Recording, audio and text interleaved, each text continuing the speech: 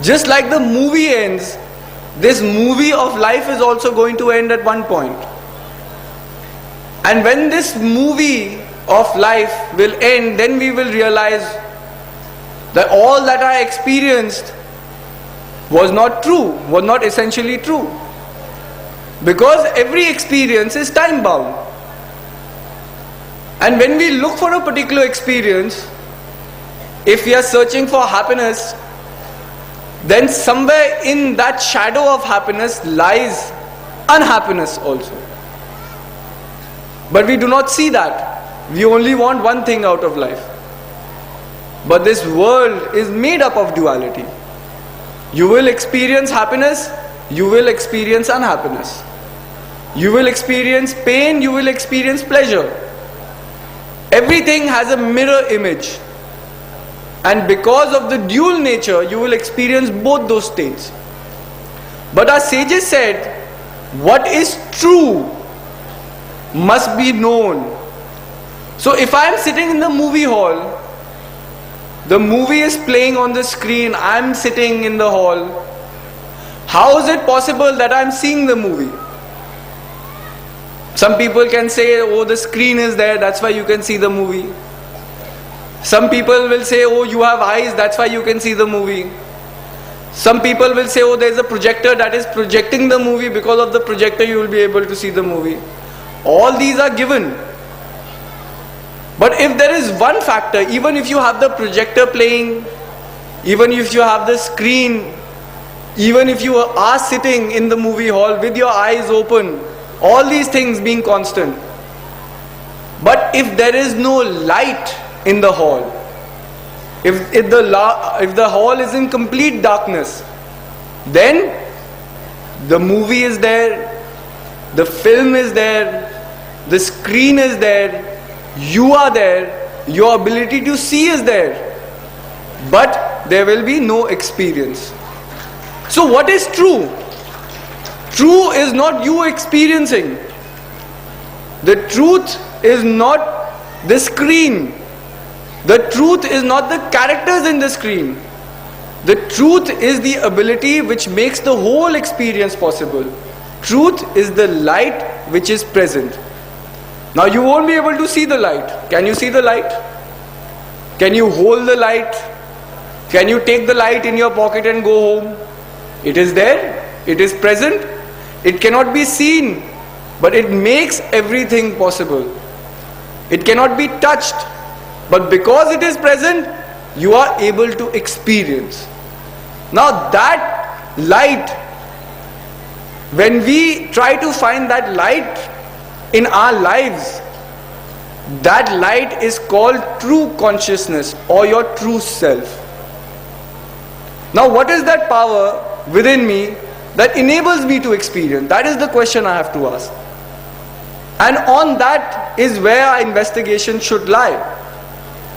Now, the question is not about us not knowing about it. The question is, how do we realize it? Because all these things that I am saying has already been said before. I am not saying anything new.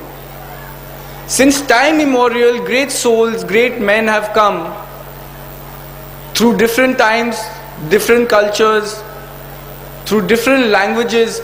They have spoken one eternal truth. But it is us that are limited in our understanding, and because we are limited in our understanding, we cannot understand their message. And that is what must be understood. Now eternal truth says what? That man, know thyself. What is the basic message here? It's not that I don't know my name. It's not that I don't know which country I belong to. It's not that I don't know what religion I follow. It's not that I don't know my own place in my society or my culture. I know all these things. I have a name, I have a position, I have a job to do in society. I know all these things. But how is all these things possible? When I say my name is so and so, what is the power enabling me to say that? When I go from one place to another to perform an action, what is the power that is enabling me to perform that action? When I say I have achieved this, what is the power that has made me reach that achievement or my potential? That power in the form of self, in the form of Atma, is your true image. Now the question is, how do I realize this image? Many people say God is omnipresent, God is omnipotent. It is very true that energy, as it's giving me power to experience this world, that energy manifests in this world and has given this world its manifestation.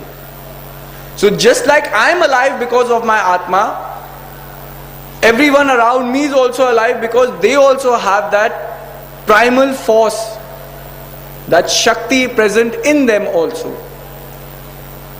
But the question is, how do I realize that oneness that we name as God or as Allah or as Vaheguru or as Christ or as Bhagwan? How do I realize that oneness? Because that must be realized as well. Otherwise, how do I know what is being said is true or not? So the question comes of everything has a reflective property. And only a reflective property can have a reflection or has the ability to show you its reflection.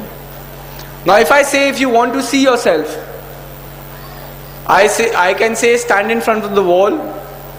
Will you be able to see yourself? You will say it won't be possible. If I say why won't it be possible? You will say the wall does not have a reflecting surface. Even if I stand in front of the wall, I won't be able to see myself. Why? Because there is no reflection being manifested. The property or the nature of the wall is not as such that I can see myself. So then I say, what will you do if you want to see yourself? You will say that automatically I will go to a certain object which has that reflective quality and I will stand in front of that object. What is that object? It is a mirror. A mirror has that reflective property. The moment that object has that reflective property, you are able to see yourself.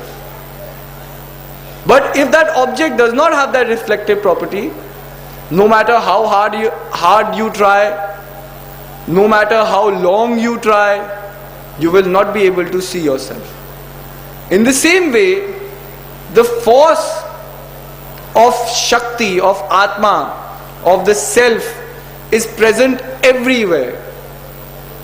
But where can we realize it? We cannot realize it in the materialistic world. Why? Because the materialistic world does not have that reflective property to show you the true image of God. But what has that reflective property? It is your own mind. It is your own self.